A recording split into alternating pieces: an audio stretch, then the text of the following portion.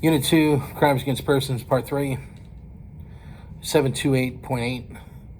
Identify sexual offenses involving children, child pornography, production, possession, or distribution of images showing minors in sexual conduct or lewd poses. If found on a computer, never touch the device to avoid spoiling data. Online solicitation, predators utilizing chat or email to coordinate travel to meet children or solicit sexual performances. 728.9. Differentiate between investigating an incident involving a juvenile sex offender and an adult sex offender. Investigating a juvenile sex offender follows the same criminal parameters as an adult, except for agency restrictions on juvenile interviewing and reporting the minor's actions to the DCF abuse hotline. Watch for youth, quote-unquote, sexting, which is a crime even if both minors consent. 729.1. Determine if an incident is human trafficking. Ask 2 threshold questions. Did the suspect recruit, transport, or hold someone for labor or commercial sex? Did they maintain this service through force, fraud, or coercion? Note, force, fraud, or coercion is not required to establish sex trafficking of a minor under 18. 729.2. Recognize the indicators of labor trafficking and sex trafficking.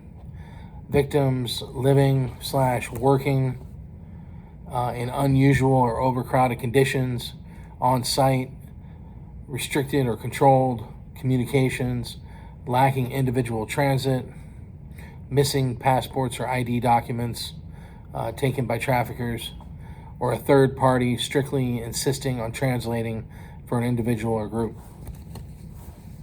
729.3. Describe how to respond to human trafficking using a victim-centered approach. Recognize that the individual is a victim of a crime, not a suspect. Separate them from the location trafficker to establish a sense of safety. Use trauma-informed interviewing to build rapport and gather preliminary data before turning the case over to a specialized unit. 721.0.1. Identify indicators of the manner and cause of death. Trauma indicators: external blood, bullet holes, cuts, gashes, or bruising. Post-mortem changes: rigor mortis or stiffening, lividity, which is blood settling, black and blue, discoloration, and algor mortis, which is the cooling of the body. These indicators help establish body positioning and if the body was moved after death. 721.0.2. Describe the role of the medical examiner's office. The ME must be notified immediately for deaths involving violence, accidents, suicides, sudden deaths of healthy individuals, or suspicious circumstances. The ME has ultimate authority over the body. Do not disturb the body until authorized, and coordinate its transport to the morgue. The ME makes the final cause or manner determination. 721.3. Determine when to notify the deceased person's physician. Notify the physician if the death is from an apparent natural or expected cause, for example, terminal illness or hospice care. Check prescription bottles at the scene for the doctor's name. If the physician cannot be reached or refuses to sign the death certificate, contact the ME. 721.4. Describe how to verify the identity of a deceased person. Verification must be 100% positive before notifying next of kin. Obtain a driver's license or use David/fingerprint scanners to match the photo to the body. Do not rely solely on statements from people at the scene or on ID documents found loose near the body. 7210.5, describe how to initiate crime scene procedures at a scene with a death. Secure the scene, treat it as a homicide until proven otherwise, and do not touch or move anything. Apply universal precautions and use PPE. Set up crime scene tape as a visual barrier from the public. Perform a 360-degree visual sweep of the perimeter to identify hazards and evidence boundaries.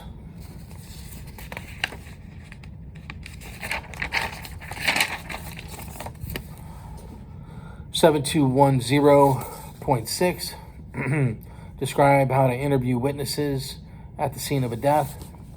Identify, separate, and interview witnesses. Focus heavily on the person who found the body and the person who last saw them alive.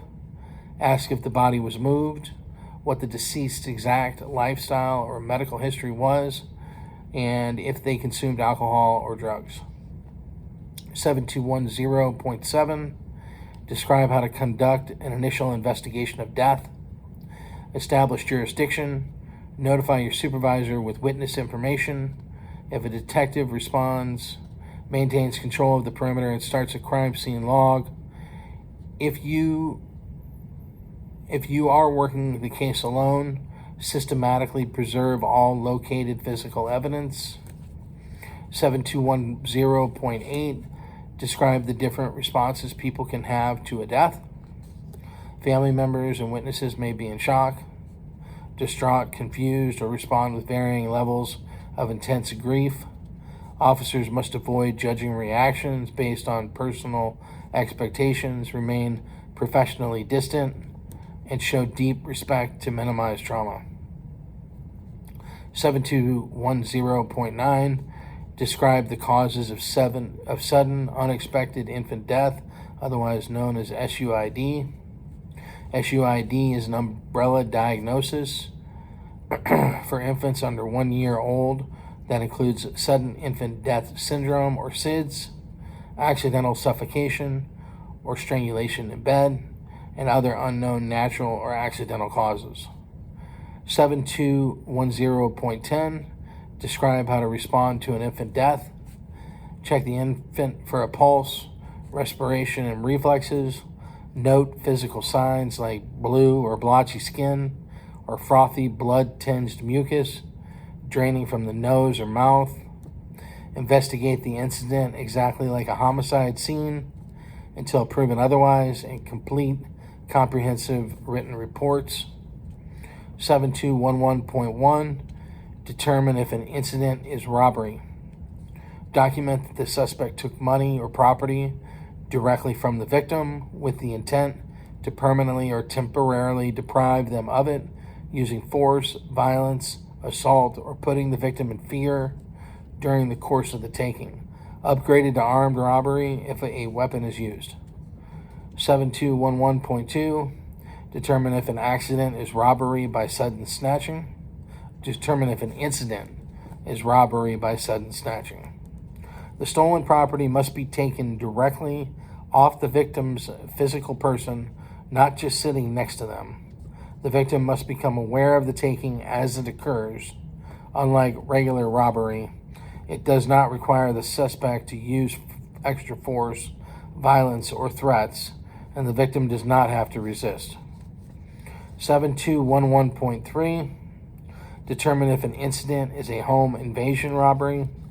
The suspect enters a dwelling with the intent to commit a robbery and does so inside the home while the victim is present and fully aware that the crime is occurring, utilizing force, assault, or fear.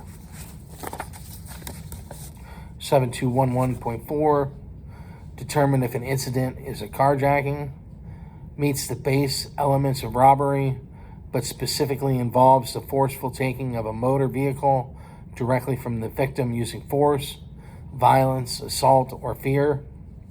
7211.5, describe how to respond to a robbery. If in progress, approach per agency safety policies. Once secure, address medical needs, establish crime scene tape, and broadcast a bolo if the suspect fled. Track the suspect's entry or exit paths, crime scene tape, and broadcast a bolo if the suspect fled. Track the suspect's entry and exit paths. Review video surveillance.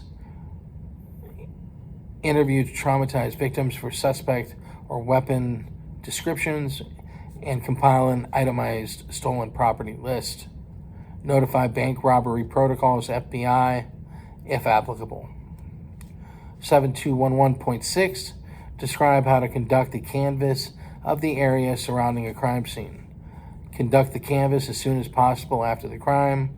Walk the perimeter to find business or homes with a clear line of sight or hearing to the scene. Be courteous and build rapport without revealing confidential case details. Exercise caution. You may knock on the suspect's door. Document every address, contact name, statement, or explicit note if a house is vacant or had no response.